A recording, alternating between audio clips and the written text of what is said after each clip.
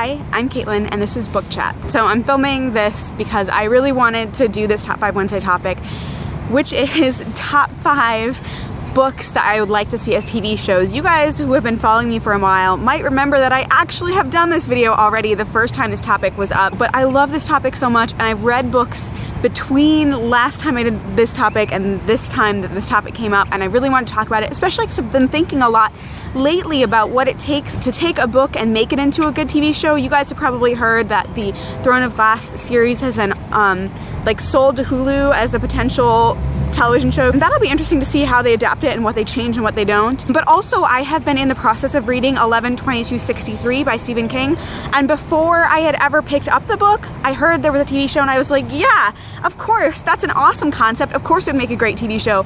And then as soon as I started reading the book, I was like, oh man, this would not make a good TV show at all. What did they do to this book to make it into a TV show? So I haven't finished that book yet, and after I finish, I'll be watching the show. But anyway, all that to say, I love talking about adapting books into TV and movies. It is like this intersection of my love of the books with my love of TV and movies. I love this topic, and so I had to do it again. Now, I want to be really clear that my first top 5 still totally stands. None of those have been made into TV shows yet, although one of them has been made into like a 2-hour PBS special, but it doesn't count. And I would love to see all of those be made into TV shows. Here are my new top 5s for 5 other books I think would make great television shows. Number 5 is actually something I read years ago, and I don't know why I didn't think of it last time I made this list, and it is Brian K. Vaughan's Y: The Last Man comic book series. So many of you have heard of Brian K. Vaughan because of Saga, which is his current series with Fiona Staples. That's very popular. I don't personally read it, but a lot of people on BookTube do. And many of you might have also heard of him because he was one of the writers on Lost. And you might have actually seen a copy of one of the issues of Y: The Last Man if you watched Lost, because it is a comic book that one of the characters has on the island. It is a really cool concept, and I think it would make a great television show, and it would be forced, well, I'll just tell you guys the basic concept. The concept of this comic book is that suddenly and without warning, all male mammals die a violent death of some kind of sickness. They just vomit a bunch of blood and die. And the only male mammals that survive are our main character, Yorick, and his capuchin monkey, his male capuchin monkey that he's been training to be like a helper monkey. And some of the premises of the series is, what do you do when all the male mammals in the world die? What do the countries look like? Hint, Israel takes over a bunch of its neighboring countries. 3, why did all of the men die? And then 4, York has a girlfriend that he really loves, and I think she might be his fiancée, or he wants her to be his fiancée. I forget exactly where their relationship is at the beginning when this event happens, but she was in the outback on a huge hiking journey when this event happened, and he is trying to get to her to be like, hey, I'm still alive, please still be with me. And so those are kind of the things that are going on, but it just develops the world in kind of a really interesting way. My camera is slowly falling, sorry. And one of the things I like about it is if they made it into a TV show, there would only be one male actor in the whole show unless they were showing flashbacks to the past. But otherwise it would have to be all women, which wouldn't that be awesome? Number 4 is the Angel Fall trilogy. Some of you may have read this and some of you haven't. I hadn't read it when I made my list last year. I read it pretty much right after I made that list. I love it. I love how fast-paced it is. I love how there's a lot of different dynamics at work. I love how there's this kind of crazy post-apocalypse thing going on. And I think that in general, although there would have to be certain special effects, there wouldn't have to be so many that it would be untenable for a television budget. I think the CW has made some superhero shows, and some of the premium cable channels have made some more expensive shows. This could be done mostly with practical effects and a small amount of computer generated effects, and I think that it would be fine and it wouldn't be too expensive for television, and I think it'd be really cool to see the story play out over the series of television. And I also think there's enough material there that you could add in side offshoots and you could go for multiple seasons. One of the things I was thinking about when I was making this list is what could effectively go for multiple seasons, and so that is what I think about Angel Fall and that trilogy, and I would just love to see it on television. I also think that you could realistically age up the characters for television without losing too much of the story. I think that our main character could be aged up to a college age, and of course our other main character is a hundreds of year old angel, so that wouldn't be a problem. And then the younger sister would be the only person who'd really still have to be younger, and they could make that work. So yeah, I think that that's an important thing, because I think it's hard to have, there's a lot of really quality children's programming out there, but I think a lot of us wouldn't necessarily want to see these books made into children's programming. And so you have to ask yourself, can they age up these characters realistically if it's a YA novel?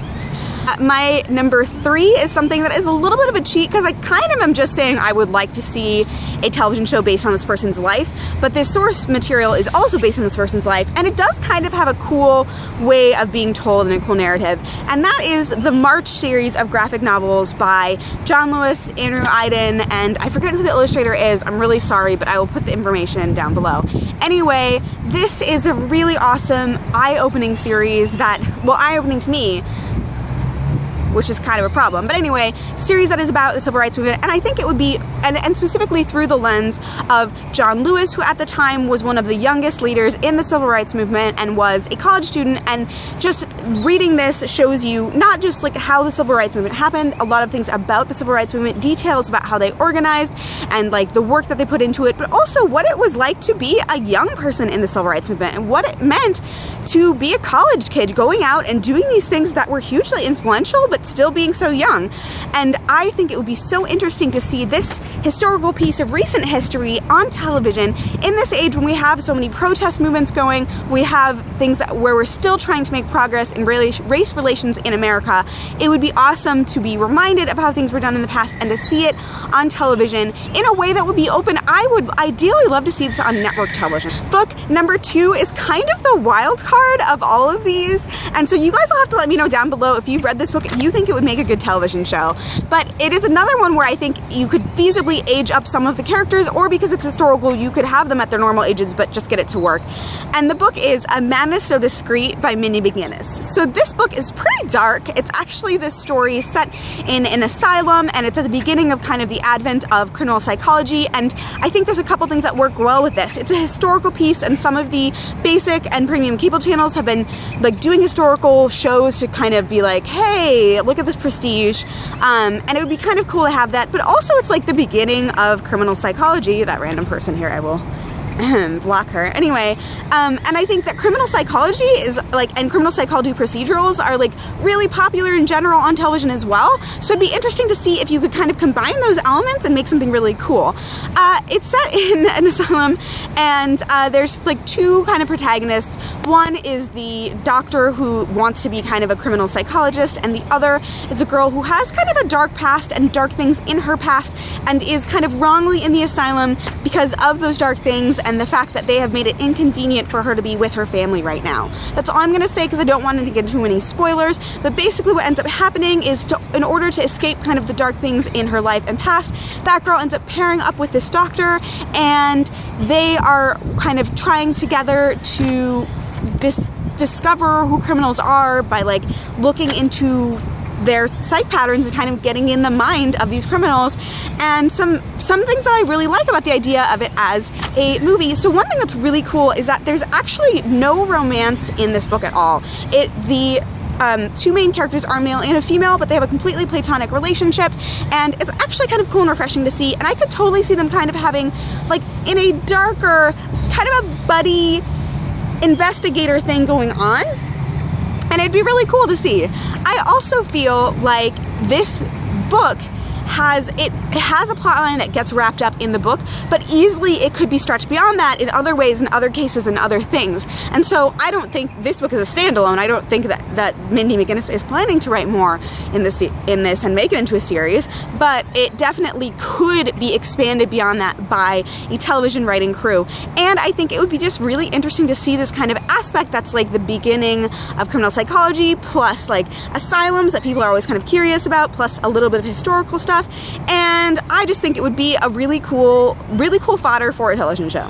My number 1 choice for a book to get turned into a television show is Station 11 by Emily St. John Mandel.